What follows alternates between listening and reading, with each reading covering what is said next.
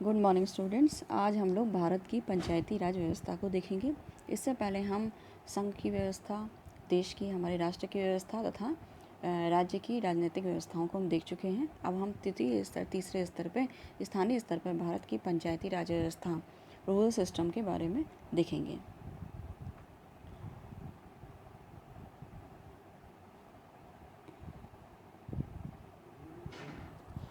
भारत में पंचायती राज व्यवस्था के लिए हम ये जानते हैं कि भारत गाँवों का देश है। गाँवों की उन्नति और प्रगति पर ही भारत की उन्नति और प्रगति निर्भर करती है। भारत के संविधान निर्माता भी इस तथ्य को से भांति परिचित थे और अनुच्छेद 40 में भी उन्होंने बताया कि राज्य ग्राम पंचायतों के निर्माण के लिए कदम उठाएगा और उन्हें इतनी शक्ति और अधिकार प्रदान करेगा जिससे कि वह स्वशासन की इकाई के रूप में कार्य कर सकेंगे। भारत में जनतंत्र का भविष्य इस बात पर निर्भर करता है कि ग्रामीण जनों का शासन से कितना अधिक प्रत्यक्ष और सजीव संपर्क स्थापित हो पाता है। पंचायतें ही हमारी राष्ट्रीय जीवन की रीढ़ भी हैं। भारत में पंचायतों का इतिहास बहुत पुराना है। प्राचीन काल में आपसी झगड़ों का फैसला पंचायत ही करती थी, परंतु अंग्रेजी राज्य के ज़माने में पंचायतें धीरे धीरे समाप्त हो गईं और सब काम प्रांतीय सरकार द्वारा होने लगा। स्वाधीनता प्राप्ति के बाद राज्य सरकारों ने पंचायतों की स्थापना की ओर विशेष ध्यान दिया और इसकी शुरुआत का श्रेय पंडित जवाहरलाल नेहरू को ही जाता है। नेहरू जी का लोकतांत्रिक तरीकों में अटूट विश्वास था। सन 1952 में उनकी पहल पर सामुदायिक विकास कार्यक्रम प्रारंभ किया गया। हम सामुदायिक विकास कार्यक्रम को सर्वप्रथम देखते हैं। 1950 में भारत का नया संविधान लागू हो गया। केंद्र सरकार के अनेक महत्वपूर्ण कार्यों में पंचायती राज एवं सामुदायिक विकास मंत्रालय की स्थापना बहुत महत्वपूर्ण थी। SKD के मंत्रालय का मंत्री बनाया गया। 1952 में नेहरू जी की पहल पर सामुदायिक विकास कार्यक्रम इस उद्देश्य से प्रारंभ किया गया कि आर्थिक नियोजन एवं सामाजिक पुनरुत्थान की राष्ट्रीय योजनाओं के प्रति देश की ग्रामीण जनता में सक्रिय रुचि उत्पन्न की जा सके। सरकार के साथ मिलकर ग्रामीण जनता स्वयं सहभागी होकर ग्रामीण एवं सामुदायिक विकास को सफल बनाए और मुख्य रूप से निम्न कार्यों को पूरा करने के उद्देश्य ये रखा गया। जैसे पहला, ग्राम में संपर्क मार्गों का विकास करना। दूसरा, स्वास्थ्य कल्याण कार्यक्रम। तीसरा, प्राथमिक शिक्षा का विस्तार करना। चौथा, कृषि की उपज बढ़ाने के लिए ग्रामीण किसानों को प्रशिक्षित करना। पांचवा, ग्रामीणों को विभिन्न क्षेत्रों में प्रशिक्षित कर आय एवं आत्मविश्वास बढ़ाना। छठा, यह प्रयास करना कि स्वयं ग्रामीण जनता इस विकास एवं कल्याण कार्यक्रम में आगे आए तथा सरकारी तंत्र के सहयोग से कार्य करें। इन उद्देश्यों में अधिक सफलता नहीं प्राप्त हो सकी। विशेष रूप से जन सहयोग इस कार्यक्रम में प्रभावी नहीं हो सका। इसके बाद हम देखते हैं कि दूसरी एक बलवंत राय मेहता समिति आई जिसने अपने एक रिपोर्ट दी और रिपोर्ट के बाद उसने कुछ बुनियादी चीज़ों को बताया। सामुदायिक विकास कार्यक्रम पर काफ़ी खर्च हो चुकने के पश्चात सफलता के लंबे चौड़े दावे के बाद इसकी जांच एक अध्ययन दल द्वारा 1957 में नियुक्त किया गया। यह अध्ययन दल, इसके अध्यक्ष श्री बलवंत राय मेहता थे। इस दल ने सरकार को बताया कि सामुदायिक विकास कार्यक्रम की बुनियादी त्रुटि यह है कि जनता इसमें सहयोग नहीं दे रही है। मेहता ने बताया 1957 के अंत में अपनी रिपोर्ट में यह सिफारिश भी की कि लोकतांत्रिक विकेंद्रीकरण और सामुदायिक विकास कार्यक्रम को सफल बनाने हेतु पंचायत राज व्यवस्थाओं की तुरंत शुरुआत करनी चाहिए। अध्ययन ने इसे लोकतांत्रिक विकेंद्रीकरण का नाम दिया और दल की सिफारिशें निम्न थीं। इन्होंने पहली सिफारिश की कि स्थानीय स्वशासन की गांव से लेकर जिला स्तर तक त्रिस्तरीय व्यवस्था होनी चाहिए। गांव स्तर, ग्राम स्तर जिसे ग्राम पंचायत, खंड स्तर पर पंचायत समिति और जिला स्तर पर जिला परिषद होगी। दूसरा, स्थानीय प्रशासन की इन संस्थाओं को प्रशासन की वास्तविक शक्तियाँ और उत्तरदायित्व प्रदान किया जाना चाहिए। तीसरा, इन संस्थाओं को पर्याप्त संसाधन हस्तांतरित करने चाहिए जिससे वे अपना उत्तरदायित्व पूरा कर सकें। चौथा, आयोजनों के द्वारा बनाए गए आर्थिक एवं सामाजिक विकास के कार्यक्रमों को इन संस्थाओं के माध्यम से चलाया जाना चाहिए। और पांचवा, इस नई व्यवस्था को लागू करके देखना चाहिए कि भविष्य में अधिक कार्यशक्ति एवं उत्तरदायित्व को सौंपने का कार्य पूरा हो रहा है कि नहीं। अब हम पंचायती राज पर अमल और कठिनाई और समस्याएं देखेंगे कि इस पर कितना अमल हुआ, क्या कठिनाइयाँ आ रही थी। पंचायत राज की उक्त योजना का उद्घाटन सबसे पहले 2 अक्टूबर 1959 को प्रधानमंत्री पंडित नेहरू द्वारा राजस्थान के नागौर जिले में किया गया। इसके पश्चात तुरंत इसे आंध्र प्रदेश तथा क्रमशः अन्य राज्यों में अपनाया गया। 1963 तक भारतीय संघ के सभी राज्यों में पंचायत राज की स्थापना कर दी गई। लगभग एक दशक तक पंचायत राज्य की व्यवस्था उचित रूप से चली, लेकिन इसके बाद स्थिति संतोषजनक नहीं रही। भारतीय संघ के अधिकांश राज्यों में इस व्यवस्था में अनेक समस्याओं को सामना करना पड़ा। कुछ राज्यों ने तो व्यवहार में एक दशक से भी अधिक समय तक पंचायत राज संस्थाओं के चुनाव भी नहीं कराए थे। नेक्स्ट हम देखते हैं फिर सिफारिश आई अशोक मेहता जी की।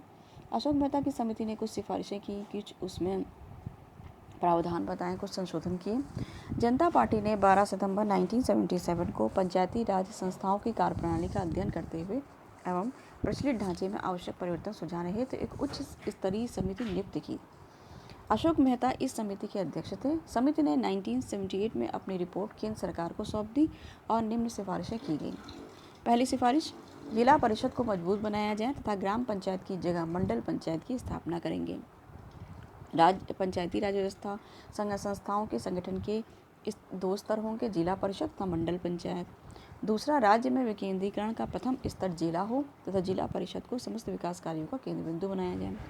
तीसरा, जिला स्तर के नीचे मंडल पंचायत का गठन हो, जिसमें करीब 15,000 से 20,000 जनसंख्या एवं 10-15 गाँव शामिल हों।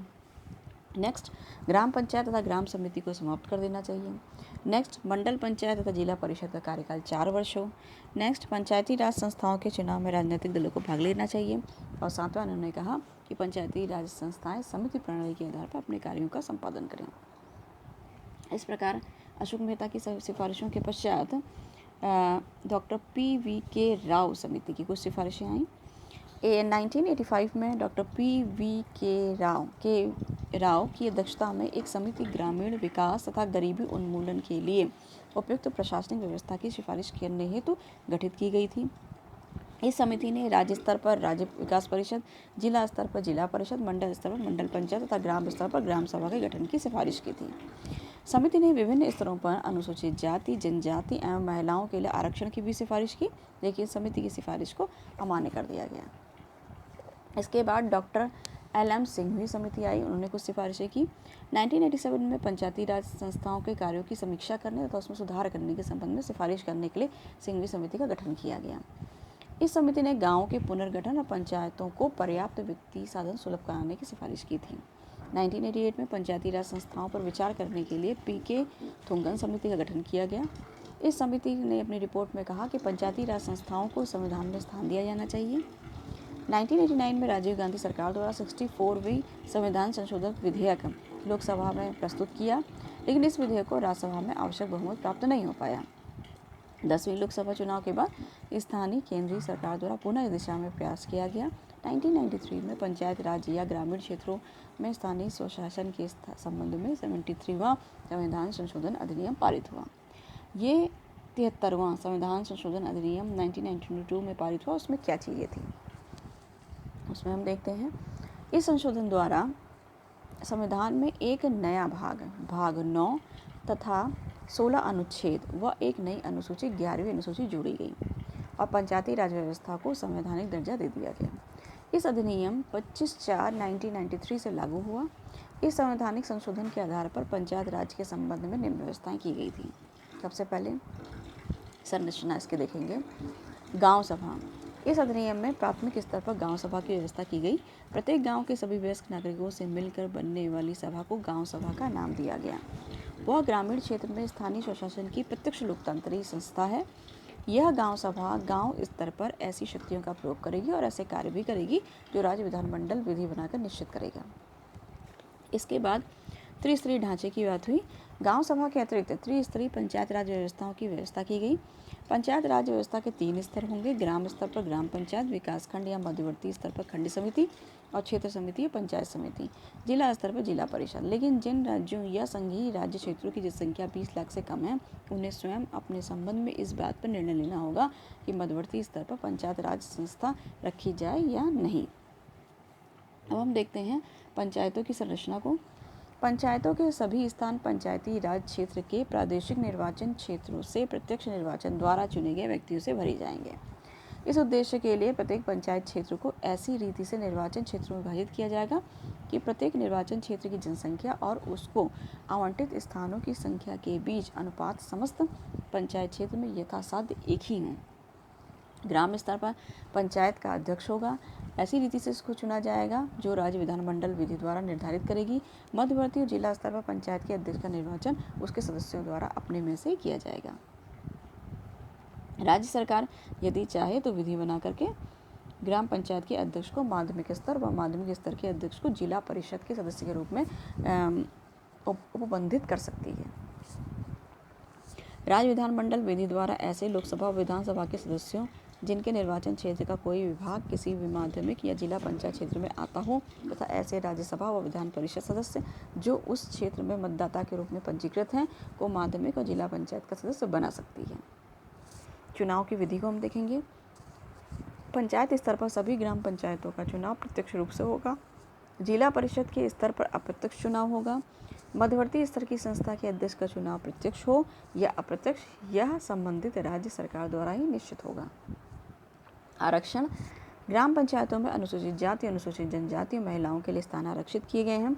अनुसूचित जाति और जनजातियों के लिए आरक्षित स्थानों की संख्या जनसंख्या के अनुपात में होगी। महिलाओं के लिए आरक्षण की व्यवस्था पहली बार की गई और अब ग्राम पंचायतों में कम से कम 30% पद महिलाओं के लिए आरक्षित हैं। अनुसूचित जाति जनजातियों के लिए आरक्षित स्थानों की जो संख्या होगी उनमें भी 30% स्थान उन जातियों की महिलाओं के लिए आरक्षित होंगे।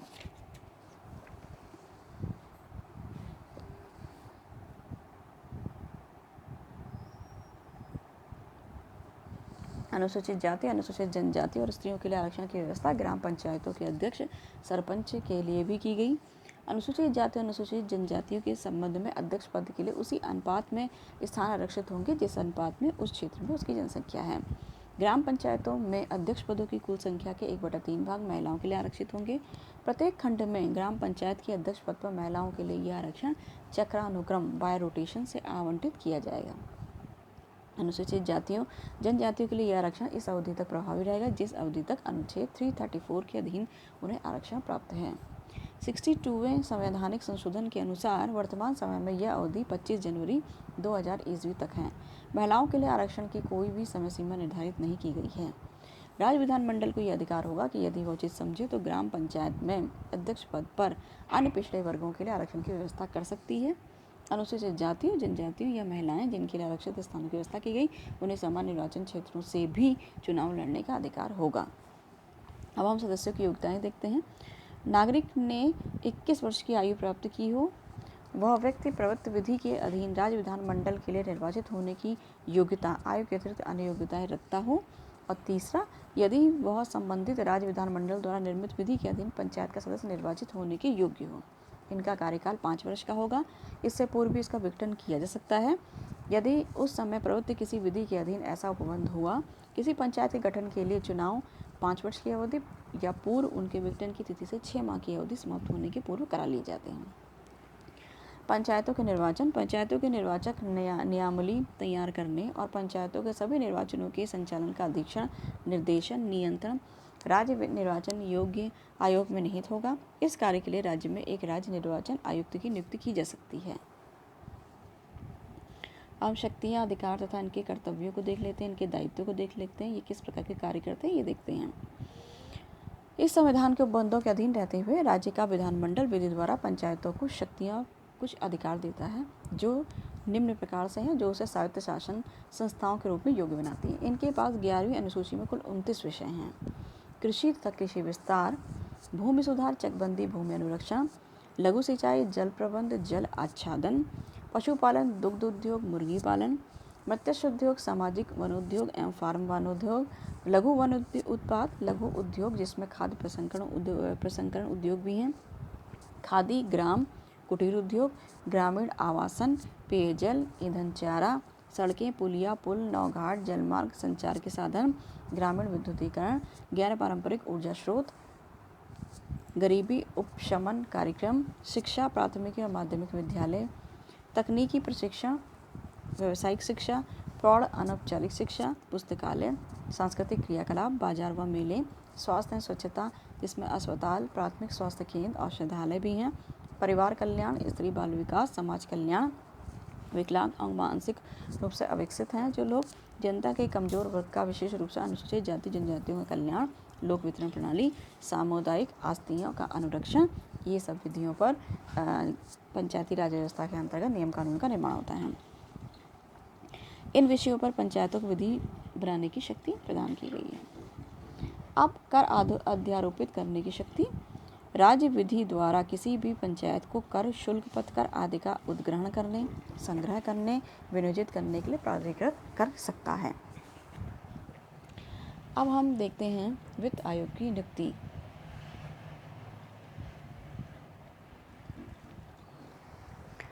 अब प्रत्येक 5 वर्ष बाद राज्य सरकार पर एक वित्त आयोग का गठन होगा। यह वित्त आयोग राज्य सरकार और पंचायती राज संस्थाओं के बीच धन के बंटवारे के संबंध में सिफारिश करता है। आयोग यह तय करेगा कि राज्य के संचित कोष से पंचायतों को कितना धन दिया जाए। यह पंचायतों की वित्तीय स्थिति में सुधार के उपाय भी सुझाएगा और यह अपना प्रतिवेदन राज्य के राज्यपाल को भी देगा। 73वें संविधान संशोधन के उपबंध राज्य संघ क्षेत्रों पर भी लागू होंगे, लेकिन यह उपबंध उत्तर पूर्वी भारत के कुछ राज्यों और पश्चिमी बंगाल राज्य के दार्जिलिंग जिले के पर्वतीय क्षेत्र पर लागू नहीं होंगे। निर्वाचन संबंधी मामलों में न्यायालयों के हस्तक्षेप का निषेध। अनुच्छेद 329 में यह बताया गया कि निर्वाचन की प्रक्रिया प्रारंभ हो जाने पर न्यायालय इसमें हस्तक्षेप नहीं कर सकते। उसी प्रकार न्यायालयों को भी इस बात की अधिकारता नहीं होगी कि वह अनुच्छेद 243 के अधीन निर्वाचन क्षेत्र के परिसीमन या स्थानों के आवंटन से संबंधित किसी विधि की विधि मान्यता की परीक्षा करें। अब हम नवीन पंचायती राज व्यवस्था का मूल्यांकन को देखते हैं। इनका मूल्यांकन किया गया। 9 अक्टूबर 1995 को देश भर के पंचायत अध्यक्षों द्वारा 2 दिवसीय सम्मेलन नई दिल्ली में आयोजित किया गया। सम्मेलन में पंचायतों को वित्तीय तथा न्यायिक अधिकार देने पर जोर दिया गया। पंचायतों को वित्तीय साधन देने की दृष्टि से केंद्र सरकार ने 8वीं पंचवर्षीय योजना में देश भर की पंचायतों को कुल 30,000 करोड़ रुपए से अधिक का अनुदान दिया। 1998 में गठित 11वें वित्त आयोग का एक विचारार्थ विषय है 73वें और 74वें संवैधानिक संशोधन के संदर्भ में पंचायतों और नगर पालिकाओं के संसाधनों की अनुपूर्ति के उपाय सुझाना। इस प्रकार राज्य पंचायत संस्थाओं को अधिक वित्तीय साधन देने की आवश्यकता अनुभव करते हुए इस दिशा में प्रयत्नशील है। यह भी कहा गया कि न्याय को सरल और कम खर्चीला बनाने के लिए पंचायतों को न्यायिक अधिकार दिए जाने चाहिए। इस सम्मेलन में यह भी निश्चित किया गया कि बाल पोषाहार, सामूहिक बीमा, वृद्धा पेंशन योजना पंचायतों के माध्यम से लागू की जाएगी। नवीन संवैधानिक व्यवस्था के अंतर्गत भी पंचायतों के प्रसंग में सब कुछ संतोषजनक नहीं है। 73वें संविधान संशोधन को लागू करते हुए लगभग 6 वर्ष का समय हो चुका है, लेकिन अब तक भी भारतीय संघ के 3 राज्यों तमिलनाडु, बिहार, उड़ीसा में पंचायतों के चुनाव नहीं हुए हैं। कुछ तकनीकी बातों को आधार बनाकर कुछ चुनावों को रोक दिया गया। आवश्यकता इस बात की है संविधान द्वारा निर्धारित समय पर पंचायतों के चुनाव हों और पंचायतें दलगत राजनीति से अलग होते हुए गाँव के उत्थान में लगकर राष्ट्रीय चेतना के महत्वपूर्ण अंग बन जाए। अब हम नगरीय शासन के लिए देखते हैं। भारत में नगरीय शासन व्यवस्था प्राचीन काल से विद्यमान है। भारत में नगरों के प्रशासन के लिए भी किसी संस्था का निर्माण अंग्रेजों द्वारा 1687 में सर्वप्रथम मद्रास के लिए किया गया था। वहाँ नगर निगम की स्थापना की गई। बाद में 1793 के चार्टर एक्ट द्वारा मद्रास, कलकत्ता, बम्बई के 3 महानगरों में नगर निगमों की स्थापना की गई। धीरे धीरे पूरे देश में नगर संस्थाओं की स्थापना हुई, लेकिन यह व्यवस्थित और एक रूप से नहीं थी। इसलिए एकरूपता और संवैधानिक स्तर प्रदान करने के लिए 74वां संविधान संशोधन अधिनियम 1993 पारित किया गया।